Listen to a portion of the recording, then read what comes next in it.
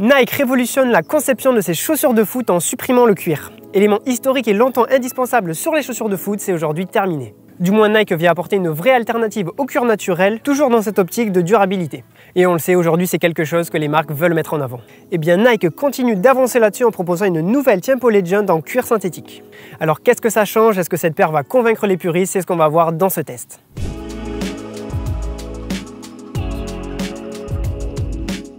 Avant de rentrer en détail sur la paire et sur ses technologies, petit détour par le style. Alors c'est toujours subjectif mais perso, c'est un nouveau design que j'aime beaucoup et que je trouve dans la continuité des designs précédents.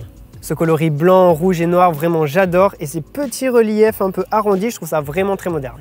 Pour le style, je mettrais un bon 8 sur 10.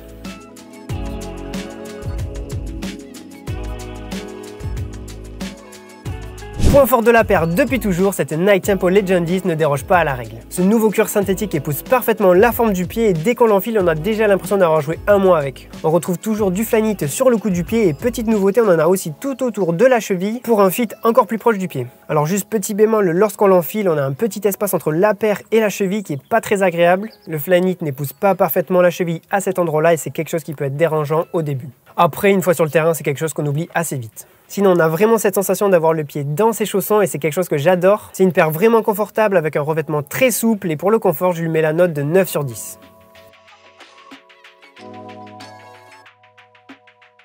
Comment ce nouveau revêtement en cuir synthétique réagit par rapport à du vrai cuir? Eh bien sans surprise, très bien. Nike a développé une nouvelle technologie nommée Fly-Touch Plus afin de proposer un toucher de balle toujours plus performant. Ce revêtement est encore plus fin et encore plus souple que sur la version précédente pour être encore plus proche du ballon. En plus de ça, il a été étudié pour ne pas absorber l'eau. On a des petites rainures qui permettent de l'évacuer pour proposer un grip optimal par tous les temps. Bon, ça c'est sur le papier. Après, comme vous pouvez le voir, on n'a pas pu trop le tester vu les conditions. Pour revenir au grip, je l'ai trouvé vraiment très efficace, peut-être un poil trop parfois. On a toujours ces petits reliefs qui sont placés à des endroits stratégiques pour optimiser le contrôle de balle. Pour le toucher de balle, c'est évidemment très bon. Ce nouveau cuir synthétique fonctionne très bien.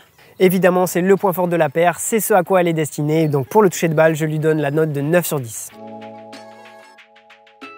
On retrouve une semelle relativement identique à la version précédente. C'est quelque chose qu'on voit très clairement lorsqu'on a les deux modèles côte à côte. Nike a juste optimisé cette semelle en y ajoutant deux petits empiècements à des endroits stratégiques afin d'apporter un peu plus d'équilibre et d'amorti. On y retrouve évidemment ces crampons ronds qui sont là pour bien accompagner les changements de direction à 360 degrés. Comme je l'ai dit tout à l'heure, la paire fit parfaitement le pied et malgré un revêtement bien plus souple, le pied ne bouge pas du tout dans la chaussure. La chaussure réagit vraiment comme on le souhaite, elle accompagne bien les mouvements et c'est vraiment très agréable. J'ai vraiment eu de super sensations une fois le ballon dans les pieds et pour la maniabilité, je lui donne la note de 9 sur 10 également.